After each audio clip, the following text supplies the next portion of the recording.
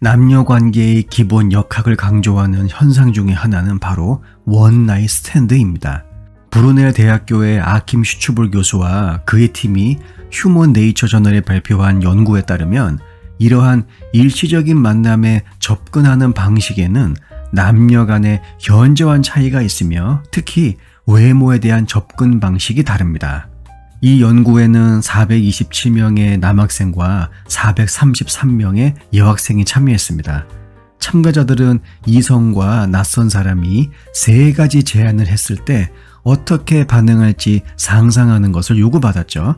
데이트, 상대방의 거주지 방문, 그리고 하룻밤을 함께 보내자는 제안이었습니다.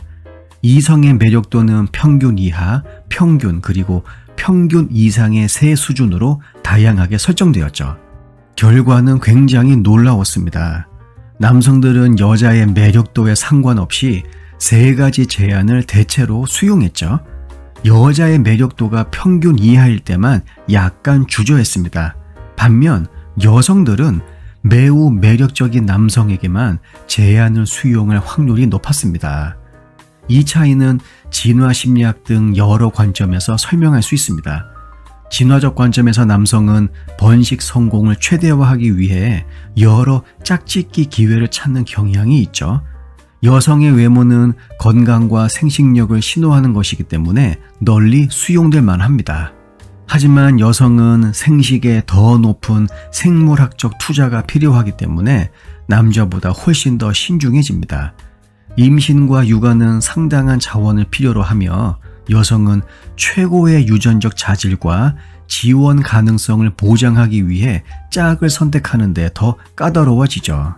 이 연구는 또한 미국, 독일, 이탈리아의 학생들을 대상으로 확장되었으며 흥미로운 문화적 차이를 드러냈습니다.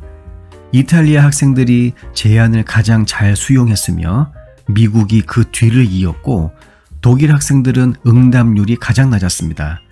이러한 차이는 캐주얼 야스에 대한 문화적 규범과 사회적 태도가 개인의 개방성을 형성하는 데 중요한 역할을 한다는 것을 시사하는 것이죠. 오늘날 디지털 시대에서 틴더와 범블과 같은 데이팅 애플리케이션은 사람들이 만나는 방식과 상호작용하는 방식에 혁신을 가져왔습니다. 이러한 플랫폼은 프로필 사진을 통해 외모를 강조하는 경향이 있으며 연구에서 관찰된 선택적 경향을 더욱 강화할 수 있죠.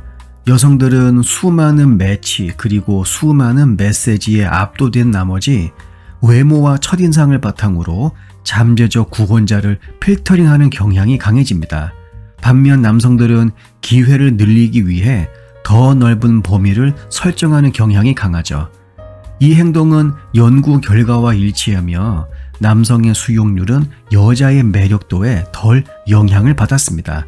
그러니까 상대 여성의 외모와는 관계없이 우선 만남의 기회를 어떻든 많이 가지려는 방향으로 데이팅 앱을 사용한다는 것이죠. 원나잇 스탠드는 일반 대중에게만 국한되지 않습니다. 유명인들도 당연히 원나잇 스탠드에 대한 다양한 에피소드를 제공하죠. 예를 들어 배우 찰리 쉰의 그 유명한 사건을 보십시오. 쉰의 수많은 만남과 쾌락적인 생활 방식은 널리 보도되었습니다. 그의 일탈적인 행위는 단순히 개인의 방종이 아닌 남성 행동에 대한 연구 결과를 반영하고 있다는 점에서 상당히 흥미롭죠. 진화 심리학에서는 남성들이 자신의 유전자를 최대한 널리 퍼뜨리려는 그러한 본능을 가지고 있다고 합니다. 쉰의 삶을 보면 그는 이 본능을 충실히 따랐다고 해도 과언이 아니죠. 한 연구에 따르면 남성들은 다양한 파트너와의 관계를 통해 자신을 더 강하고 매력적으로 보이려는 경향이 있다고 합니다. 쉰은 그 경향을 최대치로 발휘한 인물이었죠. 반대로 대중은 팝 아이콘 마돈나의 선택적 이성 관계에 흥미를 가지게 되었습니다. 결단력 있는 성격으로 알려진 마돈나는 아무 남자나 만나는 것이 아니라 매력도 있고 사회 경제적인 지위가 높은 남성과 어울리곤 했죠. 마돈나의 남성 취향을 살펴보면 그녀는 단순히 잘생기고 근육질인 남자보다는 단순히 계산적인 선택만을 하는 냉정한 여성으로만 그려질 수는 없습니다. 그녀의 연애사는 대담함과 자기 주도적인 삶의 방식을 보여주는 상징이기도 하죠. 마돈나는 스스로의 욕망과 필요를 잘 알고 있었기 때문에 이를 충족시키기 위한 필요한 결정을 내리는데 주저하지 않았습니다. 이런 그녀의 모습은 많은 여성들에게 큰 영감을 주기도 했죠. 결국 마돈나의 연애는 단순한 사랑 이야기를 넘어 현대사회에서 여성들이 어떻게 자신의 삶을 주도적으로 살아갈 수 있는지를 보여주는 교과서 같은 사례라고 말할 수 있습니다. 그녀는 자신의 가치를 알고 있었고 그에 맞는 상대를 찾는 데 있어서도 매우 전략적이었죠. 마돈나의 연애는 우리가 연애 게임에서 어떤 전략을 취할지에 대해 다시 한번 생각해 보게 합니다.